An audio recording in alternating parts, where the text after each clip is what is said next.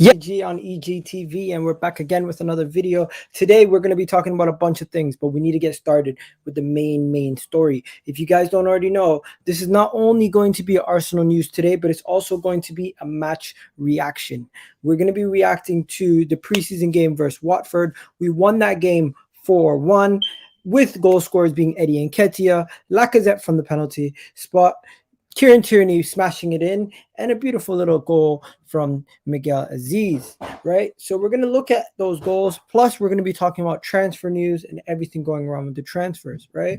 So today, there's a big argument between two different players and which one suits us more, which one has better scope to grow, which one is better off for us, what their statistics say, what the eye test says, everything around James Maddison and Arsenal, with Odegaard also mixed in. And also there's a situation where you see that guy in the bottom corner right there, LAUTARO Martinez. There's a link with Arsenal and LAUTARO Martinez saying that Arsenal not only could get LAUTARO Martinez, Hector Bellerin could go the other way in a possible swap deal. Now we're going to talk about all this and more, but before we go any further, smash that like button, people. Subscribe to the channel if you're new. Only 50% of you guys who actually watch my channel are subscribed. Actually, while I lie, 54% of you people, it's gone up 4%. I appreciate it. Like the video, subscribe if you're new, and let's get the show started the right way, people. You already know what it is. Let's get the show started the right way. I won't be adding anybody into the video today. I'm going to be doing it solo, so stay tuned for the rest of the video. And Friday, I got a special guest. If you haven't already seen it on my channel, I'm going to have the Yankee Gooner from Arsenal Vision podcast, Elliot himself. He'll be joining us on Friday at 7 o'clock. So stay tuned for everything happening this week. Let's get this show started. Bang!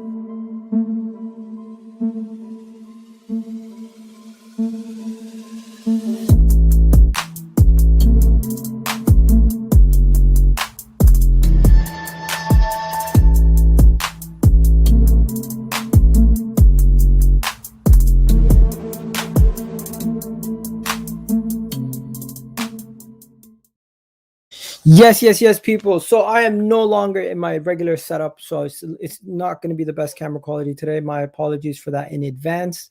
I just want to let you guys know we're going to be going through a bunch of stories, but first we're going to start with the preseason friendly versus Watford. We won the game 4-1.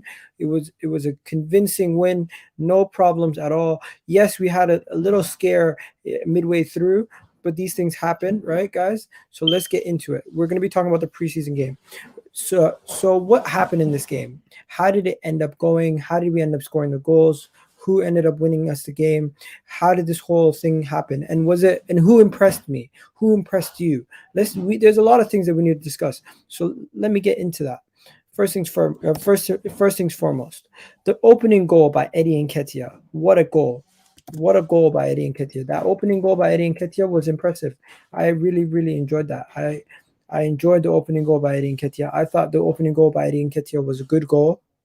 I thought the opening goal by Eddie Nketiah was a goal that you could say, you know what, put that on the shelf one day and be like, hey, that was one of my better goals. But of course, it's a preseason game. It's nothing really to be excited about. Let me just show you guys a little bit of what I'm talking about. So I found somebody on Twitter who put up the highlights of the game. So what we're going to do is we're going to look at some of the goals, some of the actions, and some of the things that took place in this game, right? So first and foremost, let's go from the beginning. Let me get this shared screen up on my screen. Big up to Sahal doing his thing. Where we at? Okay, here we go. So the opening goal, I'm not going to show the whole goal, but you can see he cuts in, and from there he just smashes it. So from this position, I thought Eddie Nketiah would have done what he normally does and not find the goal. But today he actually was playing a little bit better, with more confidence, more time, less people crowding him around. And in a few seconds, he went past the defender, took the shot, curled it around the goalkeeper, 1-0 to the Arsenal. Great finish by Eddie Nketiah. Then here's the situation where we conceded from. Now, we should not be conceding these goals. These goals have cost us plenty times this season, but just look at it again. Goalkeeper has the ball, plays the ball into Elneny. Elneny has a defender coming at him. He has 2 defenders in front of him. In my opinion, he should turn. He should turn and release the ball quickly. But look at what takes place. He receives the ball, tries to play the ball. The defenders crowd him out. Immediately, we're now in the back foot. The goalkeeper's under pressure because he has 2 people, no defenders in front of him, and the ball is lost. What happens? Open net. Man shoots the ball, goes in. Right? Yes, it was a great job by the defender to get back and try to stop the original shot. But at that point, you've put yourself so behind, it's going to be impossible to catch up. Now, this just shows quality ball by Tavares. You can just see what he does here. Tavares has the ball in the left back positions, gets past the defender, completely destroys the defender, and then gets the ball in there, but nothing comes from it, unfortunately. Right? This is a decent chance by Pepe. Honestly, I'm not going to just get into that. You can see the penalty from Lacazette. When it was raining, Kieran Tierney smashed it in. That was the other goal. You got Lacazette hit the post from an interesting angle with the cutback from Pepe. You got the situation here. Ooh, this was a great chance. Great chance, but it didn't go anywhere, right? And then AZEEZ's goal. This is what you got to see. You got to see this goal right here. Very busy. Look at that. Just curls it. Ooh, what a goal that was. What a goal that was. Absolute beaut. Absolute beaut that goal was. But hey, enough about that. Enough about that game. I felt like that game was impressive. I felt like the game, I was impressed by the fact that I was impressed by how some of the youngsters performed. I was impressed by Sammy Lokonga. Young Sammy Albert Lokonga is definitely somebody for the future for Arsenal. He looked very good. He's impressed me in his short time here at Arsenal. You also got to say Tavares was sloppy today, a little bit sloppy today, but he did produce some quality balls. I don't know what's going on with Aubameyang. He still hasn't really gotten himself involved in the attack as of yet. But Emil Smith-Rowe, once again, is just so integral to the team, driving the ball forward, doing so many things that he does well. I really feel like Emil Smith-Rowe he could be our breakout player this season again and just go strength to strength. He could be our player this season, Emil Smith-Rowe. So we'll have to wait and see what goes on with Emil Smith-Rowe. But what did you guys think about the game? Who impressed you guys this game? What did you guys think? Yeah, it's definitely going to be a solo stream today. I won't have time to add everybody in, unfortunately, but we will get into that. If Arsenal win the league, I will donate 1,500 to this channel. I don't think we're going to win the league, so you're going to be able to hold on to your money there. Mustafi Fax, Chelsea are buying the league again. Yeah, let them do it. Except Egal to hype Watford and jab and jokes at Fab. What? Jokes at Fab. Yeah, bro, it's whatever, man. I'm not hyping up the win. It's a win, 4-1. We should be doing this. It's just I'm looking at little things that you can pick out. Little things that you can pick out. One thing you can pick out, that Tavares is very good going forward. He is really good going forward. We've still yet to see how good he is defensively. 2, I don't know what Arteta's going to do with the left flank, because all preseason he hasn't been really playing a first team left winger. He played Balogun there at times. He's played Eddie Nketiah there. He's been mixing and matching players on that left flank. We don't know who's going to play on the left flank for us once we get a chance. But for now, that's enough for the breakdown of the game. I think the game overall, we won the game convincingly. It was a 4-1 smashing. We just need to focus on getting rid of those little defensive errors that will cost us in the Premier League season. If we continue to make those errors, it will cost us. And Elneny is good enough to be a squad player, but he's not good enough to be a first team starter. We need to get a first team starter defensive midfielder in this team as soon as possible, or else we will continue to struggle for the rest of the season. And we don't want that. Nobody does. So yeah, So enough about that now. Let's get this. Let's move this on to now the transfer news part of the show, right? We're gonna go now to the transfer news part of the show, and we're gonna talk about a bunch of stories, a bunch of different players possibly joining or leaving, in addition to other things going around Arsenal, right? So first things foremost, we know about the whole Hector Bellerin situation. We know about the Roma situation, but things have changed slightly. Slightly have changed with the whole Roma situation. It looks like the situation with Roma is weird. It's actually weird. Roma are now looking to get another midfielder in. It looks like Roma were interested in signing an alternative to Granit Xhaka, and the Roma deal is currently still on standby as Roma look at alternative options. They've recently looked at Di Marzio wrote an article about how Roma are prepared to go away from the Granit Xhaka deal and look at a possible new deal on the cards. They could possibly sign a different player, and if this happens and they sign an alternative, we're going to be stuck with him. But as of right now, they want a loan with an option to buy for Bellerin. They with Inter, and it looks like Roma are currently trying to push us to not even. It just makes no sense.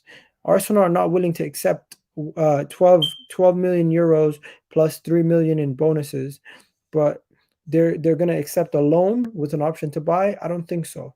So Roma, get your act together, pay the money. If you don't want to pay the money, the player is going to end up staying, and we're going to be screwed because we want to sell the player. We want to sell Granit Xhaka. Granit Xhaka wants to leave, but if we do not get the fee that we want, we're going to have to just accept whatever fee they give us. And if we do accept whatever fee they give us, we're extremely undervaluing our players going forward. Every single team will look at us and be like, we don't have to spend all that money to buy that player. We can just lowball them, and eventually they'll buckle. And I am worried that this is going to set a dangerous precedent going forward for Arsenal. This could set a precedent where clubs just don't pay Arsenal what they want, and they will constantly lowball us, knowing that we are going to accept whatever bid they offer us come near the end of the window. It's just annoying. It's super annoying, right? It's super annoying. Arsenal reached an agreement with. Stop it. Okay, so yeah, next topic that we're going to talk about. You guys already know the situation with Hector Bellerin. Hector Bellerin has scheduled a meeting to speak to Arsenal. Him and his agent have scheduled a meeting to speak to Arsenal on Thursday. Yes, Hector Bellerin will have a meeting on Thursday with the Arsenal board, not the board, Arsenal management team, to speak in regards to his future and possible move away from the club. He has recently rejected a deal. He's recently rejected a deal that would have brought his wages up quite a bit. But at the moment, it looks like he's still nailed on to go to Inter Milan. Inter Milan do not want to pay up front for the player. They want another loan fee, another person who wants a loan fee. It just seems like nobody wants to pay up front for any of our players. They don't value them. And I understand why. Why would you value Arsenal's players when you can go get players from other clubs that are doing better? For example, Liverpool, when they sold all these players that we keep talking about in the Brewsters and everybody else, they sold them when they were winning Champions Leagues.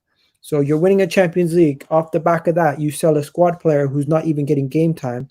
Immediately, because you just won a Champions League, that player is a Champions League winner. People are going to value them at a higher scale, where Hector Bellerin has underperformed at such a high level. It's going to be hard for us to get rid of these guys, honestly. Hector Bellerin's going to probably go on loan with an option to buy. It most likely won't even be an obligation, but the option to buy might have a trigger that is realistic enough to make it a obligation at the end. And in that situation, it looks like Hector Bellerin is trying to force his move out. It doesn't even look like it's an amicable situation. It just looks like his agent and him are going to try to force this move to happen any means necessary.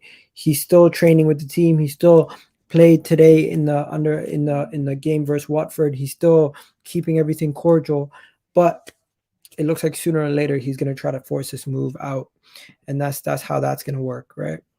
Now, the next story is very, very interesting. The next story is very interesting. I know you guys have seen it. I know you guys have heard about it. It looks like Monaco are extremely interested in Joe Willock. It looks like Monaco could be the next landing spot for Joe Willock. If Joe Willock is to leave Arsenal this summer, he could just be headed to France. And not only could he just be headed to France, it could be a situation where they buy him on a permanent deal.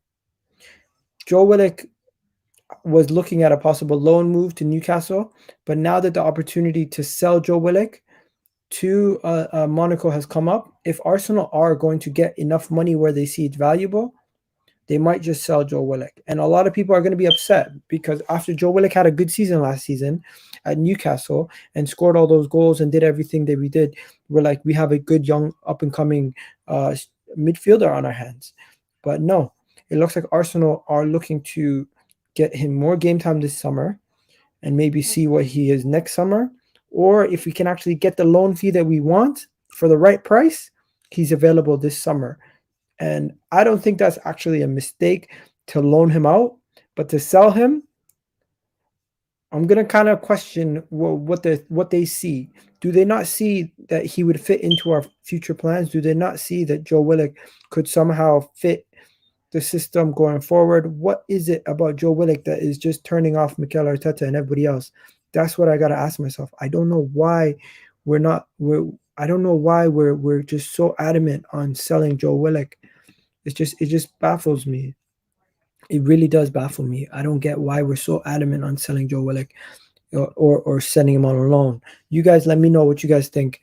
Some people are saying sell Willock and NKETIAH. Interesting. Yeah, I'm gonna get onto this report. I've seen this, Aiden, I've seen that. But have you guys seen the Joe Willock stuff about him going to Monaco? Because in my opinion, if he was to go to Monaco on loan, it makes no sense. But if he is to go to Monaco this summer on a permanent transfer, he could probably kill it in France and get a move back to the Premier League in a couple of years' time. Definitely see him absolutely tearing it up over there in France. He would do an amazing job. But if I was Joe Willock, if you had to choose between a loan move to Monaco or a loan move to Newcastle, I'm still staying in the Premier League. I'm still keeping myself in a shop window. I'm still getting a better opportunity in a better league, keeping myself close to Arsenal because you're at arm's length. If you go to France, you could, I know the loan manager is still going to be managing everything, but if you get sold, it could be a shaky one, because right now the reports were saying that Arsenal are looking have been contacted and his agent has received contact from Monaco. So Monaco are strongly advised, have been strongly advancing in the possible transfer for Joe Willock, as reported by some how do you pronounce her name? Let me get it. Subnanda on Twitter. She reported this and she said that is where that's coming from. Now, let me tell you guys something else. Lyon are interested in a certain Arsenal player, a player that they used to own. Lyon are seriously looking at Lacazette. It looks like Lacazette could go back to Lyon. Now, this is an interesting turn of events. Lacazette, right? We know a lot. We know Lacazette's time at Lyon was quite good, but it looks like Lyon are now interested in bringing back Lacazette, and based on the latest information, Lyon could possibly look at bringing him back in the coming summer, either this summer or next summer on a free transfer. They could be looking at bringing back Lacazette. Right now, I don't know if anything's happening 100%, but this is the reports. This is what they're saying. We'll see what happens. But if Lacazette does move back to Lyon, I would welcome it, because we might get an actual loan fee from it, or actual fee. I don't know why I keep saying loans, but like I don't want to loan out Lacazette. If we're gonna get rid of Lacazette, we need to sell him because he has 1 year left. But yeah, that's enough about that story, right? The next story is quite interesting to say the least. The next story is very interesting. Renato Sanchez. No, forget about Renato Sanchez. This is the one that we need to talk about. What the hell is going on? What the hell is going on, people? In what world is this gonna ever happen? So there's a rumor that Ousmane Dembele to Arsenal. I honestly don't know who makes these things up. So I got this report was on Football London, and Football London claims that this report originally came from Spain. Right, the original report came from Spain, but the story says Ousmane Dembele possible swap deal for William Saliba next upcoming summer. So it looks like Ousmane Dembele is out of favor at Barcelona, and William Saliba could be a possible swap deal on the cards next season. I don't even know how this story came to light. It just does not even make any sense. Arsenal and aren't even in for Ousmane Dembele. Ousmane Dembele swap deal for William Saliba makes no sense, because why would we swap a player on such high wages for a youngster who's not even on that much wages in a position that we don't even need to swap for? Ousmane Dembele plays majority of his time on the left or the right flank. I don't see why we'd bring him in. It makes no sense unless we got rid of one of our strikers. And even if that happened, we're not swapping Saliba. It just makes no sense. This deal is this is fake news, in my opinion. Another story that's fake news. No way in hell this is even happening. It just makes no sense. But yeah, enough about that. Next topic.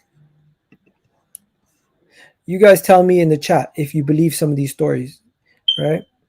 Because I just don't believe it. I just don't believe you. You know, when you do stuff like Ousmane Dembele swap deal for, come on, you can make up better shit than that if you're gonna make up transfer stuff, right? Some of these guys need to stop making up bullshit and start making real stories. So Ben White is set for his medical. His medical has been finished. The deal should be done any moment now. We've gotten everything completed. Even Fabrizio Romano said that it's pretty much done and dusted. Everything for this deal is pretty much ready to go. It's just it hasn't been done yet for some reason. But everything else behind the scenes has been completed. The deal is pretty much done and dusted. We're just waiting for that final little shirts to be shirt number has been revealed. Supposedly he's going to be wearing the number 18 shirt. It looks like the medical has been completed. He's already in London. He's reported to London Coney today. So most likely we'll see the shirts and everything and him announced tomorrow. Most likely he'll most likely be announced tomorrow. As of right now, nothing as of yet on his announcement. That's the report that's the latest reports that come out of there. I don't know if Arsenal just likes playing games with us, but you guys remember what they did to us last time. They love playing games with Arsenal. I don't know. Kunde and Zuma. I don't know what you're talking about. Allow it.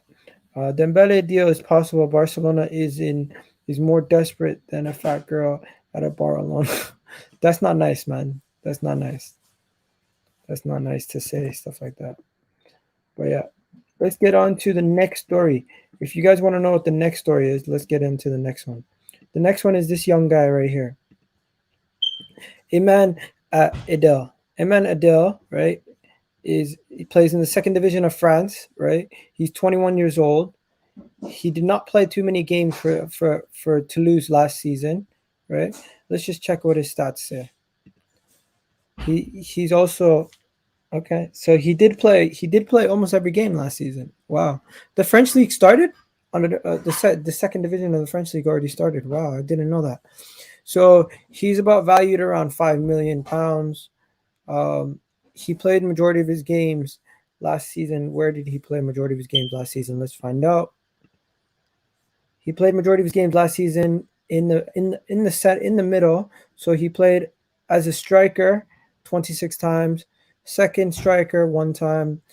At central attacking midfielder, twice. Center midfield, twice. And he played as a right wing back once. So this is a very versatile player. I don't know exactly. I don't know too much about him, but let's see where he's played majority of his career. This is this is a player Arsenal have been linked to today. Yeah, it looks like he's a center forward because that's where he's played majority of his career. This is another player Arsenal are currently linked to. This is a report saying Arsenal are targeting the young 21-year-old, unlikely to renew his contract with the French side Toulouse. So we could get him on a cheap deal. Arsenal, we love ourselves a cheap deal. So this could be another one of those transfers. We have to just wait and see what happens. We're gonna have to wait and see, take that wait and see approach with another transfer. I don't know if it's gonna get done just that quickly, but we'll wait and see. Right now, time to talk about LAUTARO Martinez. Time to talk about LAUTARO Martinez. What do we have to talk about when it comes to LAUTARO Martinez? What do we need to know? What do we need to know about LAUTARO Martinez? Let's find out. So I tweeted about LAUTARO Martinez just a few minutes ago. Here we go. So Arsenal are preparing to offer Inter Milan Hector Bellerin plus cash for LAUTARO Martinez. Inter are interested in Hector Bellerin. However, they do not want to sell anyone, any more stars. It will be difficult at this point. I feel like it is what it is. It basically says everything you need to know about this deal right there. This deal will be difficult. The player will have to accept. Inter will have to accept. Hector Bellerin already wants to go the other way, right? They will have to accept the amount of cash they were willing to spend. There's just too many obstacles for this deal to ever happen. I am sorry. This deal, it sounds great for Arsenal, but it does not make any sense for Inter. It just doesn't. This deal makes no sense for Inter Milan. It makes no sense for Inter Milan. I just feel like if Inter Milan entertained this, it would be more confusing on their part why they're entertaining this. I don't get why they would entertain this, why they would even be interested in doing such a deal. It just makes no sense. So yeah. So once again, LAUTARO Martinez has been linked to Arsenal. There has been rumors about a possible swap deal plus cash for Hector Bellerin. In my opinion, both sides could want either player, but for them to agree on a swap deal, LAUTARO Martinez would have to be willing to move from Inter to Arsenal with a season where we don't have European football. Hector Bellerin would have to move to Inter, which he already wants to do. They'll have to accept the fee that we're willing to pay. LAUTARO Martinez will have to accept the wages that we would be putting him on. And also, the last thing, everyone would forget about everything else. The manager and the board of Inter Milan would have to be willing to part ways with one of their most integral pieces to the team. When just last season he was linked for a move away to Barcelona for around 80-something million. I don't think this deal would be any cheaper than 60 to 55 million from Arsenal plus Hector Bellerin. And I don't think that even is enough to get LAUTARO Martinez at Arsenal. So personally, I think it's a pipe dream. I don't think we're going to get LAUTARO Martinez. I think it sounds great. It sounds like a great deal, but I just don't see how that deal takes place. I just don't see how we would even try to pull that off. No, it's just not going to happen, guys. Unfortunately, I would love for it to happen, but it's just not going to happen, right? The next thing we're going to talk about, we got to talk about this comparison. I know it sounds silly to compare Odegaard and Maddison, right? But we have to do our due diligence when we're looking at our players and look at the actual numbers, the eye test, everything that it tells you. So for you guys, who do you want? Would you rather take Maddison, or would you rather take Odegaard? Would you rather have the proven Premier League player in James Maddison, or the unknown in Odegaard? What would you prefer? Because in my opinion, there's a lot of underlining numbers. There's a lot of statistics that would tell you which one is better than which player is better than the other. Now, yesterday we were looking at plan Bs in Mateus Pereira or Odegaard, right? Now what I'm looking at is underlining numbers to tell you who's the better player between Maddison or Odegaard. Who would you prefer? Who would you take? A lot of people are saying Maddison all day. Be prepared to be shocked because the stats actually say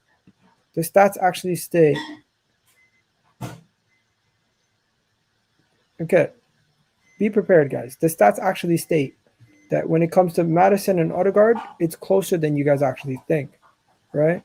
It is a lot closer than you actually think, and you're going to be surprised with how close it is.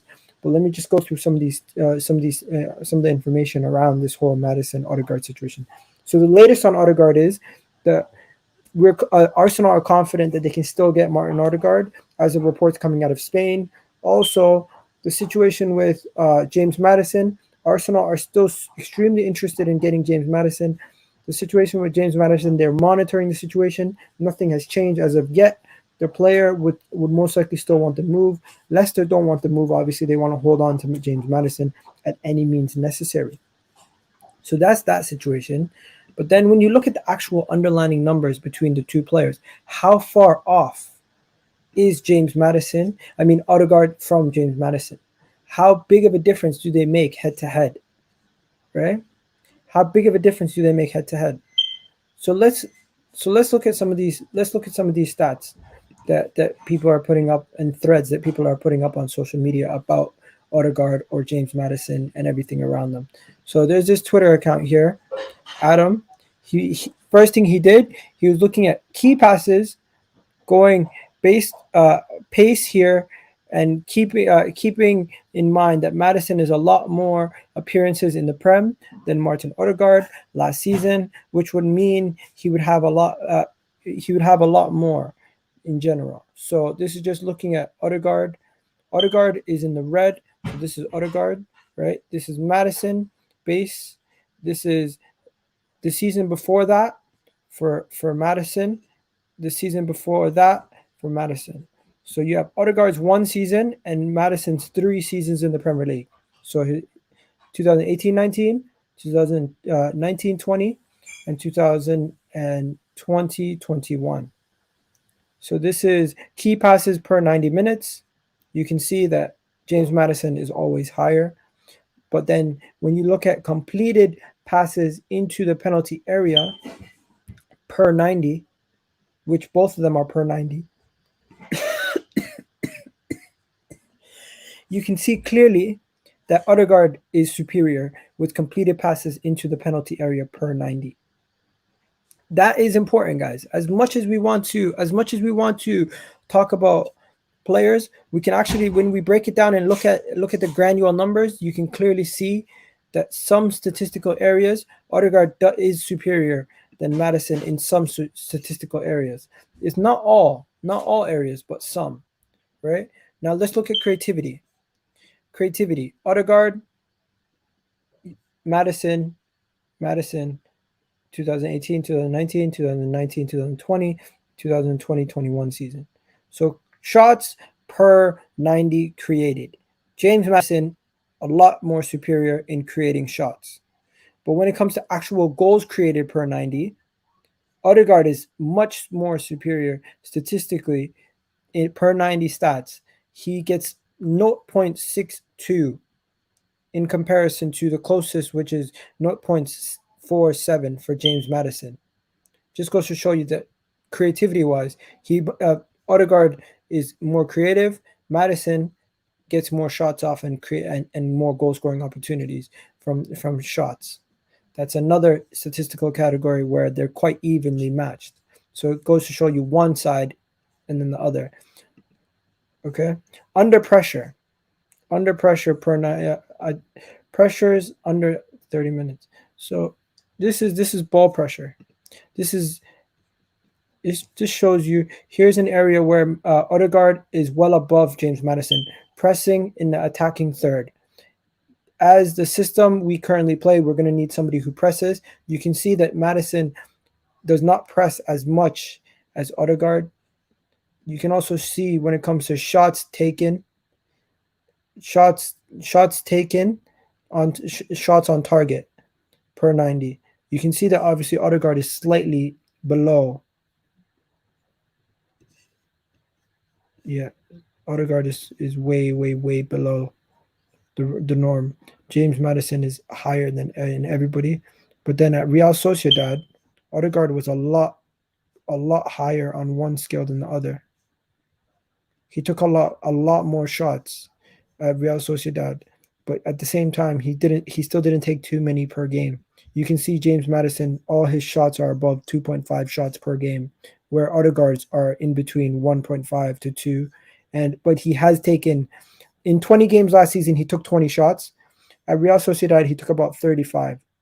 So that's another statistic category where you can see that they're quite evenly matched in one situation. But shots on target is just way ahead on Maddison. Now Odegaard finishing, as you can see, Odegaard not the best finisher. James Maddison is way superior in this category when it comes to finishing. Odegaard, these two are the Odegaard stats at Arsenal and at Real Sociedad in comparison to James Maddison. Just overall much better finish here in the final third. So that is just some comparisons. When we look at all those comparisons, Arsenal, if you need a goal scorer, you're going to want James Maddison. If you need a creator, you're going to want Odegaard. If you want overall impact for the team, you know what? At times, you're going to find Odegaard impacts the team overall a little bit better. But what we need at Arsenal is somebody who's going to score goals, finish chances, and finish their dinner. And that, to me, is James Maddison. He's going to cost you a lot more, but he's going to offer you a lot more when it in the short and long term with James Maddison. Odegaard does still have scope to grow, and he could still possibly become a much better player, but we have to wait and see. And in my opinion, James Maddison is just the better player right now. I personally think Maddison would be the better fit. He would cost a lot more, but we are paying the English premium. We are paying the English tax. We are paying for a player who would come in and already know how to play in the Premier League and produce goals at a high level in the Premier League. We have to wait and see what happens. But anyone who hasn't already subscribed to my channel on YouTube and hasn't already liked the video, could do me a favor, smash that like button right now while you guys still can. Let's get this show at least past 100 likes for today's video. That would be absolutely great. I'm going to move on now from the Odegaard and James Maddison conversation. Next time, I'll look into a little bit deeper by looking at their actual passing statistics to see how they work, right? And then before we go any further, I have a couple more topics to talk about, but that was enough about James Maddison and everything around James Maddison, right? Now, there's a big rumor that came out about Houssem Aouar's brother. Houssem Aouar's brother is literally, he's ruining deals. He's costing his brother money and time. He's literally he's effing up deals for his own brother. It's absolutely ridiculous. It makes no sense how you can have a sibling running your situation and he's causing this much havoc, right? So if you guys don't know, Aouar's brother, right, has been causing chaos, right? Aouar's brother has been promising certain major agents while being under contract with Warsman, which has contributed to no clubs making actual bids and asking any bids according to Roman Mignola. So this is a big issue because at the end of the day, if he's under contract with an agent and he's pawning his brother off to other agents, it's going to deter teams from actually making bids because Aouar's brother is making such a mess. It's just causing so much controversy and issues within Lyon trying to get a deal done, with clubs being turned off. Apparently Edu, Juventus, they've been turned off by the whole situation with his brother. And the first time the deal didn't go through because of his brother in the first place. So Aouar, once again, this Aouar deal is looking like a myth because of his brother. And it's just like, How many times is his brother going to be an obstacle in this deal? It's actually ridiculous. His brother is looking like he's more of an obstacle in this deal than the actual financial package, because the financial package for the Aouar deal is going to be quite cheap. It's not going to be that expensive. It's just, how are we going to get this deal over the line? I don't know, man. I seen some people talking about Sabitzer. I don't think anything's happening with Sabitzer, honestly, guys. There's nothing. There's been no updates on Sabitzer. There's been no updates on anything going around with the Sabitzer deal. I just haven't. It's really gone quiet on everything around Sabitzer. So I wouldn't be surprised if nothing's going on with Sabitzer and you just don't hear about him for the rest of the window, because we haven't heard anything concrete. We've heard his price. We've heard that he's available for a cheap price. We've seen that it's a good deal that Arsenal could pounce on, but it doesn't seem like that's the player Arsenal want. It doesn't seem like Arsenal want Sabitzer.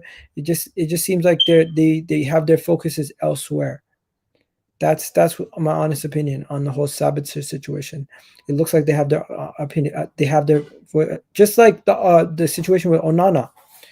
Onana, we seem to have been all over the Onana deal, but as quick as we were all over the Onana deal, it seems like there's nothing going on with Onana anymore. We don't seem to be in for him. We don't seem to be interested in the deal anymore. Everything that's revolving around Onana has gone quiet, and it's just very interesting to see. Like, I generally don't believe that we're gonna get him. And I feel like at this point, I feel like we were never really in for him in the first place. I feel like it was just agents putting 2 and 2 together, or newspapers putting 2 and 2 together. I don't think we actually made a formal inquiry about the situation, because he is cheap. He would cost us around the same money that we got for Tavares. We could have easily got him if we wanted to, but it just doesn't seem like we want to get him. It seems like we want an young English goalkeeper that's going to cost maybe 3 or 4 times the amount that he would cost. Now, let me just put something to bed quickly. Locatelli to Arsenal was never going to be a thing. We were always being used and abused as a tool to drive up the price for Juventus. And you know what? We have done their job for them. We've done their job for them. Locatelli to Arsenal is done. This is never happening. He's going to Juventus. The deal to Juventus is going to be laid out like this. Sassuolo will receive 2 10 million pound, 10 million euro loans. They'll receive a 10 million euro loan for 2 years. Then they'll receive 20 million euros in purchase fee, and then they'll receive 5 million euros in add-ons. So they never got their 40 million that they wanted. They're going to get 35 million total, and that's much less than what Arsenal were going to offer. But it looks like the deal for Locatelli to Juventus is all but done. Arsenal are not going to get Locatelli. We never really had a chance to get Locatelli, honestly. And at this point, it's just done and dusted. It's not happening. We can just move on and move on with our lives and say, you know what, Locatelli, he's a good player, but we just weren't really serious about getting him in. We just weren't serious about getting him in, right? Now, the final story of the day, we were linked to a right back. You know who that right back is, guys? That right back is SERGINO DEST. We're linked to SERGINO DEST, and the situation with SERGINO DEST is this is a fake news or real news question. So Barcelona could offer youngster SERGINO DEST to Arsenal for 30 million euros, despite his wishes to stay. Now, I feel like this is one of those questions where I have to ask: do you guys believe this story, or do you think it's fake news? Because I don't believe that we would get SERGINO DEST for 30 million euros if he wants to stay at Barcelona. There's no way we're getting the youngster if he wants to stay at Barcelona. I just don't believe that we're going to get him for that price. But it just seems like ridiculous. So people are saying fake. Yeah. So yeah, people, I had to keep it short today, just 40 minutes. I couldn't bring any guests today, unfortunately. But what I'm going to do is next video I'm going to do tomorrow. I'm going to make sure I have the lines open for people to call in. Friday, I'm going to have what do you call it? Yankee Gooner, Elliot himself from Arsenal Vision podcast joining us for the stream. Anybody who's watching on Twitter, on Facebook, come subscribe to my channel EGTV so you can watch the exclusive stuff that you miss on Twitter and Facebook. And have yourselves a wonderful day, everybody. Kitty G on EGTV, and you already know what it is. Let's get this show on the road and have yourselves a wonderful day, people. I'm out of here. Peace.